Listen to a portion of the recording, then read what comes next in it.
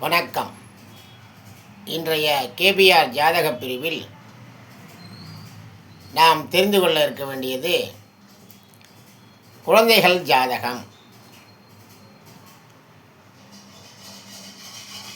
குழந்தைகள் ஜாதகம், ஒரு குழந்தை பிறந்தவுடன் ஜாதகத்தை முழுமையாக கணித்துவிட வேண்டும். ஒரு நல்ல ஜாதகம் கொடுத்து அந்த குழந்தையால் நமக்கு என்ன பலன், முன்னோர்களுடைய பரிவர்த்தனைகள் எப்படி இருந்தது என்பதை அந்த குழந்தை பிறந்தவுடனே நாம் கணித்து விடலாம். அந்த குழந்தை நல்ல வளமாக இருக்கும், செழிப்பாக இருக்கும் என்றால் அதனால் நமக்கு பிரயோஜனம் நிறைய உண்டு.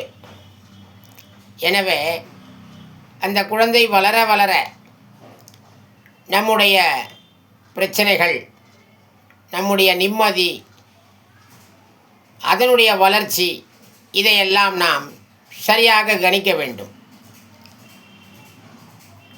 பொதுவாக ஜாதக அமைப்பில் ஏறு வரிசை என்று இருந்தால் முதல் கட்டத்திலும் இரண்டாம் கட்டத்திலும், அதாவது ராசி கட்டத்திலும் நாவாம்ச கட்டத்திலும் சிறப்புகள் இருந்தால் இவையெல்லாம் நல்ல ஒரு ஜாதகங்களாக கொள்ளப்படும். சந்திரனுடைய அமைப்பு, சுக்கிரனுடைய அமைப்பு, புதனுடைய அமைப்பு, இவையெல்லாம் இன்றியமையாதவை. குரு, சந்திரன், சுக்கிரன், செவ்வாய் இவர்களெல்லாம் நல்ல திசையில் இருப்பவர்களானால் அவர்களெல்லாம் எதிர்காலத்தில் நன்றாக இருப்பார்கள். எனவே நமக்கும் அது பலன் நிறைய பெருகும்படியாக இருக்கும். குழந்தையை பெற்றவர்கள் நல்ல அமைப்புள்ள குழந்தைகளை பெற வேண்டும் என்பதுதான் நினைப்பார்கள். வினைப்பயன் என்று ஒன்று இருக்கும்.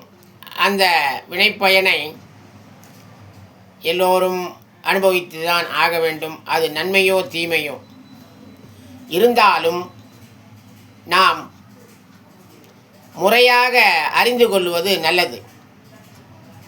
எனவே அன்பர்கள் அனைவரும் குழந்தை பிறந்தவுடன் ஜாதகத்தை சரியாக கணித்து விடுவீர்கள் என்று நான் நினைக்கிறேன். எனவே குழந்தை ஜாதகம் இன்றியமையாதது.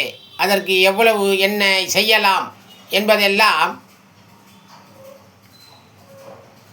அந்த ஜாதகத்திலே இருக்கும்.